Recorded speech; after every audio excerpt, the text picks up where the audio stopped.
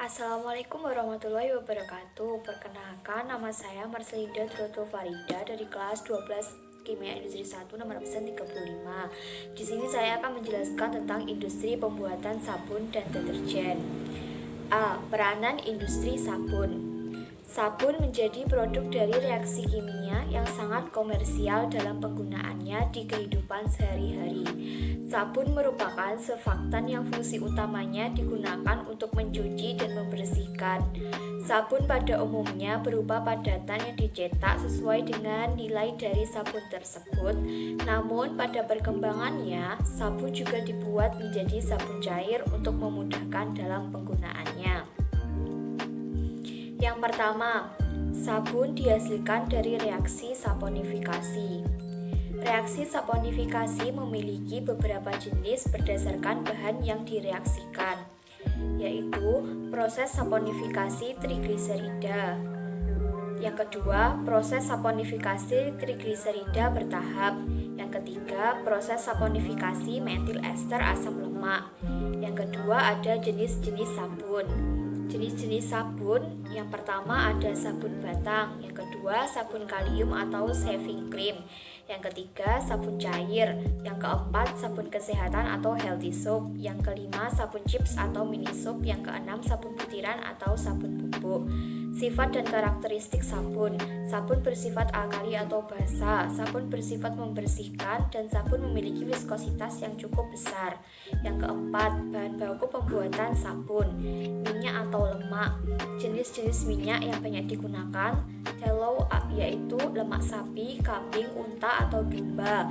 Lard yaitu lemak dari daging babi, marine oil, minyak dari mamalia laut dan ikan laut, palm oil, minyak kelapa sawit, kernel palm oil, minyak inti kelapa sawit, coconut oil, minyak kelapa, castor oil, minyak biji jarak, dan olive oil atau minyak zaitun, serta ada alkali atau basa dan juga bahan pendukung. Diagram alir proses pembuatan sabun. Gambar di atas menunjukkan tahapan proses dalam pengolahan minyak atau lemak menjadi sabun mandi. Rangkaian proses yang terjadi pada gambar di atas adalah sebagai berikut. Yang pertama, bahan baku pembuatan sabun yang berupa lemak disertai dengan katalisator dimasukkan ke dalam blenteng. Pemanasan menggunakan steam dilakukan di dalam blenteng sehingga lemak mencair dan mencapai suhu 230 derajat Celcius. Yang kedua, campuran lemak panas dan katalisator dipompa masuk ke dalam hydrolyzer dengan ditambahkan air panas. Suhu operasi alat adalah 250 derajat Celcius. Pada alat ini terjadi proses hidrolisis lemak menjadi asam lemak dan juga gliserin. Gliserin dibawa ke bawah karena memiliki densitas yang lebih besar dibandingkan asam lemak yang menjadi hasil atasnya. Yang ketiga, gliserin dimasukkan dalam evaporator untuk mendapatkan produk gliserin padat. Yang keempat, hasil atas dari hydrolyzer yang berupa asam lemak dipompa menuju flash tank yang berfungsi menurunkan tekanan uap, memekatkan asam lemak, dan membuang uap yang terkandung dalam asam lemak. Yang kelima, asam lemak dipanaskan menggunakan penukar panas dan diuapkan asam lemaknya dalam menara vakum yang akan memisahkan residu dan asam lemaknya. Yang keenam, asam lemak yang berupa uap didinginkan dengan kondensor sehingga terjadi pengembunan asam lemak. Yang ketujuh, embunan asam lemak diambil dan ditampung dalam penangkapan distilat atau distillated receiver. Selanjutnya dimasukkan ke tangki penyimpanan asam lemak. Yang kedelapan, asam lemak yang akan dijadikan sabun dipompa menuju ke mixer neutralizer dan ditambahkan sodium hidroksida. Pada alat ini dilakukan pengadukan supaya reaksi saponifikasi berjalan sempurna. Kesembilan, setelah itu sabun hasil reaksi dipompa masuk ke dalam soap blender supaya reaksi berjalan lebih baik dan dihasilkan sabun yang homogen. Jika menginginkan sabun tertentu, maka dapat ditambahkan bahan adiktif sabun pada alat ini. Yang terakhir atau yang ke-10, sabun dikemas melalui finishing bar konvensional atau dilakukan proses pengaliran dengan pompa tekanan tinggi melalui penukar panas dan dipisahkan antara uap dengan sabun menggunakan flash tank. Kemudian dialiri udara bertekanan dan dialirkan ke dalam freezer sehingga diperoleh hydrated soap yang menuju ke unit pengemasan sabun. Mutu produksi industri sabun. Pada industri pembuatan sabun dilakukan pengendalian mutu bahan baku, proses, dan mutu hasil produksi. Pengendalian kualitas pada pabrik sabun meliputi hal berikut. Yang pertama, pengendalian bahan baku, yaitu minyak atau lemak. Analisis kandungan asam lemak untuk mengetahui kadar asam lemak suatu zat. Analisis ini dilakukan dengan metode titrasi asam basa.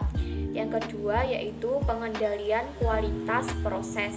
Pengendalian kualitas proses ini dilakukan pada bahan-bahan yang masih dalam proses. Bahan-bahan yang masih dalam proses ini diambil sampelnya untuk diperiksa kualitasnya. Yang ketiga, pengendalian kualitas produk akhir. Pengendalian kualitas produk akhir ini dilakukan pada sabun hasil produksi.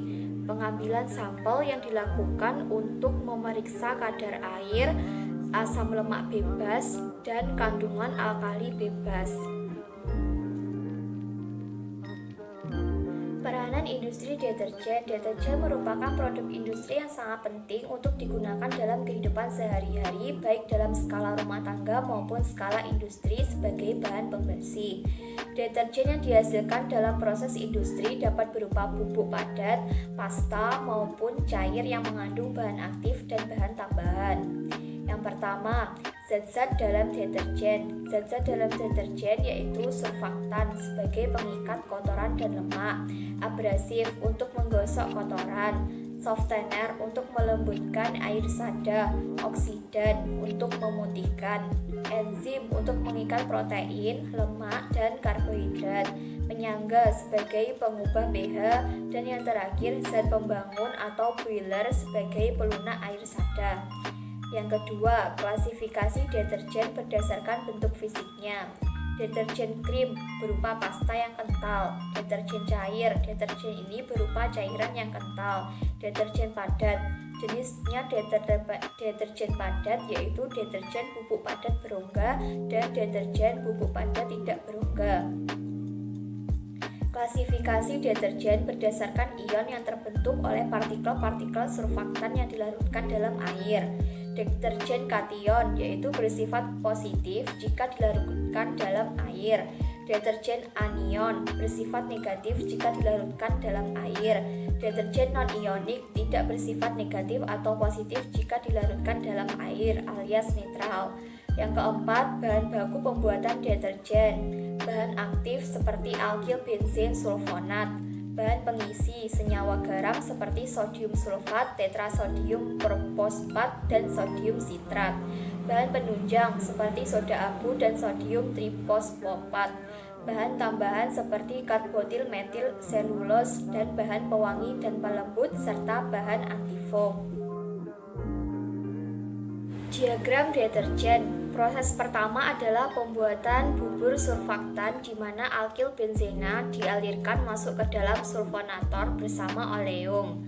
Pada sulfonator suhu dijaga pada 55 derajat Celcius sehingga menghasilkan campuran tersulfonasi yang kemudian dipompakan masuk ke dalam sulfonator. Dari sulfonator didapatkan hasil berupa asam alkil benzena. Asam benzena ini kemudian dialirkan ke mixer dan ditambahkan NaOH untuk menetralkan asam alkil benzena. Dari mixer didapatkan bubuk surfaktan yaitu natrium alkil benzena. Ini kemudian akan menuju ke surge tank yang berfungsi untuk menetralkan tekanan saat katup pengatur ditutup. Bubur surfaktan kemudian dialirkan menggunakan pompa menuju ke cooler. Di cooler, campuran yang sudah didinginkan kemudian dialirkan menuju ke tangki penyimpanan atau storage. Proses berikutnya adalah pembuatan deterjen.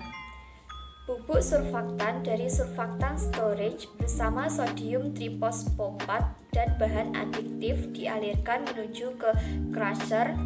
Di dalam crusher, bahan-bahan diputar dan dicampur dengan menggunakan mixer dengan kecepatan tinggi hingga homogen.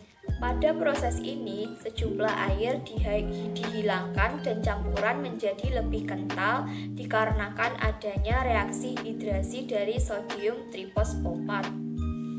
Campuran kemudian dialirkan menuju ke drop tank untuk kemudian dipompakan menggunakan high pressure pump menuju ke bagian high spray tower. Pada bagian atas menara campuran disemprotkan, sedangkan pada bagian bawah dialirkan udara panas yang dihasilkan dari furnace. Dari proses ini didapatkan butiran deterjen yang kemudian jatuh ke bagian bawah menara. Untuk uap panas yang naik melewati spray, kemudian dialirkan menuju ke siklon 1. Ini berfungsi untuk memisahkan uap panas dan juga partikel yang terikut. Partikel yang terikut ini nantinya akan dimasukkan ke dalam closure sebagai bahan baku awal, sedangkan uap panas akan dilepaskan ke atmosfer, tetapi sebelumnya dialirkan menuju ke chimney atau cerobong terlebih dahulu. Butiran dari menara high spray tower ini kemudian dialirkan menggunakan conveyor dengan bantuan aliran uap, dialirkan menuju ke siklon 2. Pada siklon 2 ini, butiran dipisahkan dari panas atau uap yang masih terikut. Uap yang masih terikut dialirkan menuju siklon 3 untuk memisahkan butiran dan uap panas, di mana butiran nanti akan diumpankan ke conveyor, sedangkan uap panas akan dilepas ke atmosfer, tetapi sebelumnya akan dialirkan menuju ke chimney atau stack terlebih dahulu. Butiran dari siklon 2 kemudian diumpankan menuju ke pengayak atau screen untuk mendapatkan butiran yang sesuai standar. Butiran dari vibrating screen dan butiran dari siklon 3 ini dialirkan menuju ke conveyor. Pada conveyor ditambahkan pengharum dengan cara disemprotkan yang kemudian diumpankan ke dalam packaging untuk di-packing sesuai dengan label dan kebutuhan konsumen. Mutu produksi industri deterjen. Pengendalian kualitas pada pabrik pembuatan deterjen ini meliputi pengendalian bahan baku, pengendalian proses, dan pengendalian hasil produksi. Berikut pengendalian kualitas pada pabrik deterjen. Yang pertama yaitu pengendalian bahan baku, yaitu oleum. Pengendalian ini dilakukan dengan menganalisis kadar asam lemak dalam suatu zat. Analisis NaOH bertujuan untuk mengetahui kemurnian NaOH yang terkandung dalam padatan NaOH. Analisis ini dilakukan dengan metode titrasi asam basa. Yang kedua ada pengendalian kualitas. Proses pengendalian kualitas. Proses ini dilakukan pada bahan-bahan yang masih dalam proses. Diambil sampelnya untuk diperiksa kualitasnya. Yang ketiga yaitu pengendalian kualitas produk akhir. Pengendalian kualitas produk akhir ini dilakukan pada sabun hasil produksi. Pengambilan sampel yang dilakukan yaitu untuk memeriksa kadar air, asam lemak bebas, kandungan alkali bebas, serta pH yang terkandung dalam deterjen. Sekian presentasi dari saya. Apabila ada kesalahan kata, saya minta maaf. Wassalamualaikum warahmatullahi wabarakatuh.